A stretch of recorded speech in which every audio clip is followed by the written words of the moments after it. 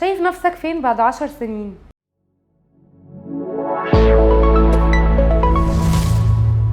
خليك سابق بخطوة وابدأ مجال من المجالات اللي هتكون أساسية بعد 10 سنين. أول مجال مطور الذكاء الاصطناعي AI Developer.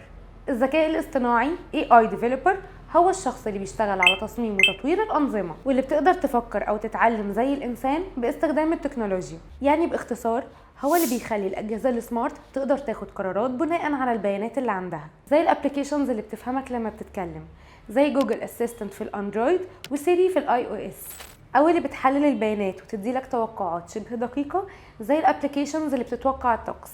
متخصص البيانات الضخمة هو الشخص المسؤول عن جمع وتحليل كميات ضخمة من البيانات من مصادر مختلفة زي السوشيال ميديا والأجهزة السمارت وغيرهم كتير. الهدف من وظيفته إنه يحول البيانات الخام لمعلومات مفيدة تساعد الشركات في اتخاذ القرارات علشان يفهموا سلوك الفئة اللي شغالين عليها ويفهموا احتياجاتهم.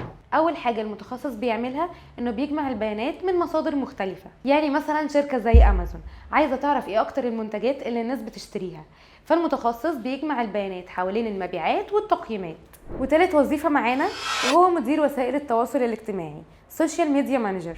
حياتنا دلوقتي بقت كلها على السوشيال ميديا ومفيش شركة أو مشروع يقدر يقف على رجله من غير ما يستخدم السلاح ده. مدير وسائل التواصل الاجتماعي هو الشخص المسؤول عن استراتيجيات التسويق الخاصة بمجالك. شغله انه يخطط ويدير حملات الاعلانات والدعاية ويتفاعل مع الجمهور ويحلل نتائج الاداء عشان يزيد الوعي بالعلامة التجارية. رابع وظيفة معانا وهو مصمم تجربة المستخدم UX ديزاينر. في عصر التكنولوجيا اللي احنا فيه دلوقتي كل حاجة بتعتمد على التجربة اللي بيعيشها المستخدم او العميل مع المنتج، سواء كان ابليكيشن او موقع.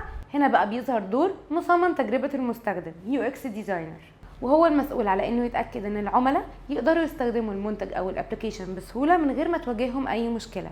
يعني ببساطه هو الشخص اللي بيخلي تجربه استخدام المنتج سهله وممتعه. وخامس وظيفه معانا وهو متخصص الامن السيبراني سايبر سيكيورتي سبيشاليست. مجال الامن السيبراني ببساطه هو حمايه الانظمه الشبكات والبيانات من الهجمات الإلكترونية والاختراقات، والمتخصصين في المجال ده بيشتغلوا على تأمين المعلومات ويمنعوا أي هاكر من الوصول ليها. وطبيعة شغلهم إن هم يكتشفوا الثغرات اللي بتسبب اختراق لأي نظام، وكمان حماية البرامج والنظام من أي فيروسات خارجية.